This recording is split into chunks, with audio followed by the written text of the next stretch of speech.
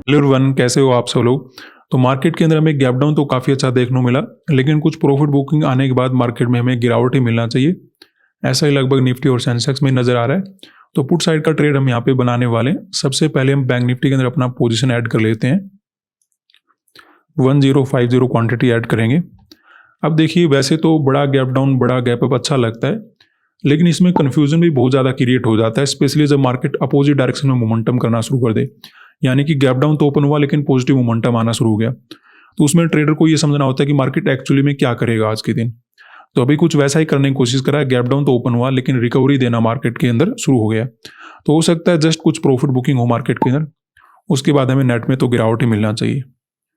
Sensex के अंदर add करेंगे अपना पोजिशन, 840 क्वांटिटी बाय करेंगे।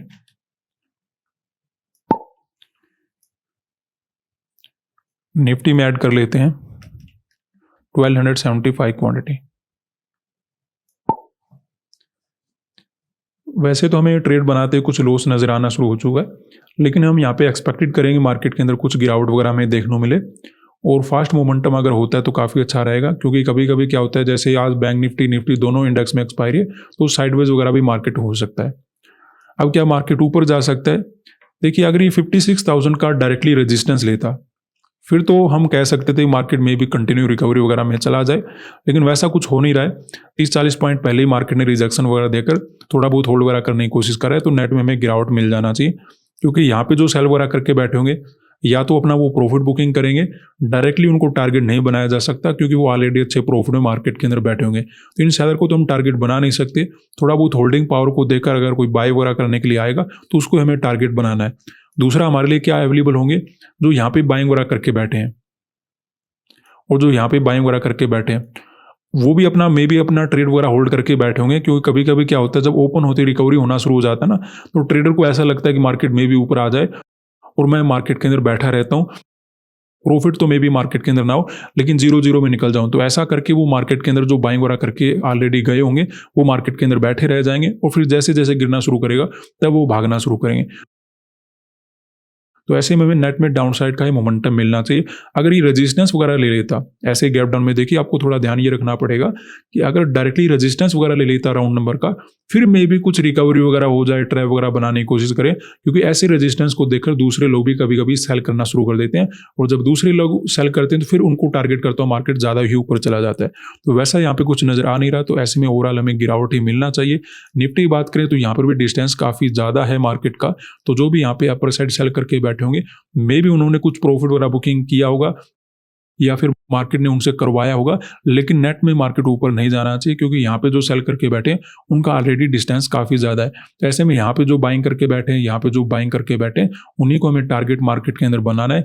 यही बात हमने एनालिसिस में डिस्कस की थी, और वैसा ही कुछ हमें चार्ट मार्केट के अंदर नजर आ रहा है। गैप डाउन थोड़ा ज़्यादा था, इसलिए हमने थोड़ा वेट कर लिया कि मार्केट के अंदर देखते हैं कोई वोलाटाइल मोमेंटम तो अचानक से ना होना शुरू हो जाए। तो वैसा कुछ नजर आ नहीं रहा। ऐसा ही लगभग सेंसेक्स के अंदर नजर आ रहा है, छोटा मोटा 81,000 का ब्रेकआउट किया, फिर से गिरावट होना शुरू हो चुका है। यहाँ पे जो सेल वगैरह करके बैठे हैं, उनको हम टारगेट बना नहीं सकते, क्योंकि डिस्टेंस काफ़ी ज़्यादा है। अभी देखिए, मार्केट के अंदर जो बाइंग वगैरह करके बैठे होंगे, उन्हें के हमें टारगेट बनाना है। थोड़ा बहुत मार्केट में भी प्रॉफिट वगैरह बुकिंग करवाएगा, उसके बाद हमें नेट में गिरावट वगैरह मिल जाना चाहिए। तो वैसे में हमने मार्केट के अंदर पुट साइड का ट्रेड बना लिया है। हमें लॉस टू प्रॉफिट नजर आ रहा है, लेकिन मोमेंटम होना चाहिए आज के दिन। ठीक है, कम से कम 10-11 बजे तक तो मोमेंटम होना चाहिए। उसके बाद में साइडवेज वगैरह हो जाए वो बात अलग रहेगी, लेकिन 10-11 बजे तक मोमेंटम होना चाहिए। तो वैसे में अगर मोमेंटम होता है तो प्रॉफिट वगैरह भी अच्छा बना पाएंगे। अगर साइडवेज होता है या फिर मार्केट ऊपर चला जाता है, फिर आपको पता है आपको क्या करना है, हमें लॉस वगैरह कट करके जाना पड़ेगा। तो वेट करेंगे, देखते हैं। अभी कुछ लॉस वगैरह हमें नजर आ रहा है। सेंसेक्स और निफ्टी में कुछ प्रॉफिट मार्केट के अंदर चल रहा है। तो यहाँ पे अपनी ट्रेड में प्रॉफिट चलना शुरू हो चुका है। हालांकि सेंसेक्स और निफ्टी हमें लॉस ही देने की कोशिश करें, लेकिन बैंक निफ्टी में ओवरऑल डाउन साइड का मोमेंटम होना शुरू हो चुका है।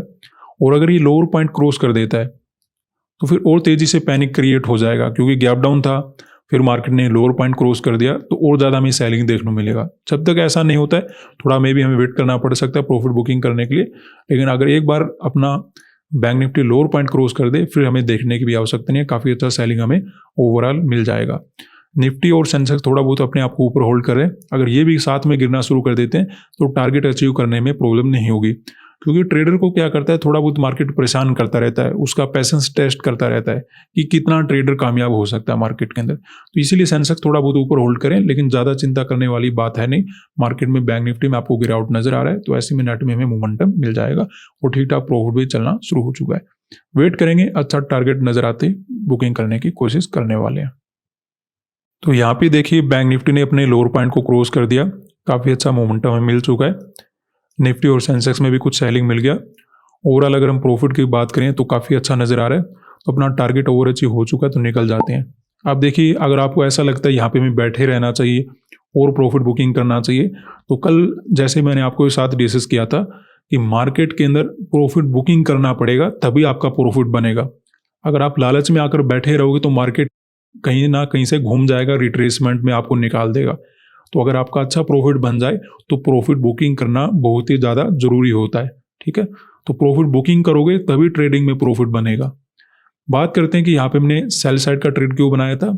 हमने प्लान भी सेलिंग का ही बना रखा था कि मार्केट के अंदर जिस प्रकार के यहाँ पे बायर बैठे हैं इनको हम टारगेट कर पाएंगे। हालांकि गैप डाउन ज़्यादा था, इसलिए हमें आने वाले चार्ट को भी ज़्यादा देखना पड़ा। इसमें हमें एक ही बात नजर आ रही थी कि गैप डाउन काफ़ी अच्छा है, थोड़ा बहुत मार्केट प्रॉफिट वगैरह बुकिंग करवाएगा, उसके बाद हमें नेट में गिरावट वगैरह मिल जाना चाहिए। अगर ये एग्जैक्टली 56,000 का रेजिस्टेंस ले लेता फिर तो बात अलग रहती, लेकिन मार्केट ने क्या किया, 30-40 पॉइंट पहले गिरना शुरू कर दिया। तो ये हमारे लिए अच्छा साइन था कि मार्केट कंटिन्यूएशन में रह सकता है। ऐसा ही हमें लगभग निफ्टी और सेंसेक्स में नजर आ रहा था कि कुछ प्रॉफिट वगैरह बुकिंग करवाएगा, थोड़ा बहुत 81,000 का ब्रेकआउट भी मार्केट ने किया, तो अब हमें गिरावट वगैरह मिल जाना चाहिए।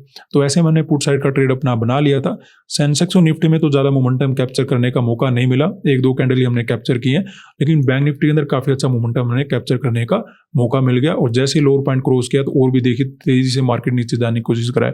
अब इसमें आपको लग सकता है सर बैठे रहते आपका डबल ट्रिपल प्रॉफिट हो जाता, लेकिन आपको मैंने क्या समझा रखा है, जब आपका टारगेट ओवर अचीव हो जाए, आपका प्रॉफिट था, आपका डबल प्रॉफिट था, तो फिर आपको निकल जाना चाहिए। फिर अगर आप बैठे रहोगे तो समस्या बढ़ जाएगी, क्योंकि कभी कभी मार्केट घूम भी जाता है और एक ट्रेडर को प्रॉफिट बुकिंग करना जरूरी होता है जब उसका अच्छा प्रॉफिट हो जाए। प्रॉफिट बुकिंग करोगे तभी तो आप बना के जाओगे ना, अदरवाइज लॉस में बैठे रहोगे, प्रॉफिट बुकिंग करोगे नहीं तो नेट में क्या मिलेगा। तो प्रॉफिट बुकिंग करिए, तभी ट्रेडर प्रॉफिट मार्केट के अंदर बना पाता है। ऑलरेडी अपना टारगेट ओवर अचीव हो चुका था, इसलिए हम ट्रेड को बुक करके निकल गए। बड़ा अच्छा दिन रहा, धन्यवाद।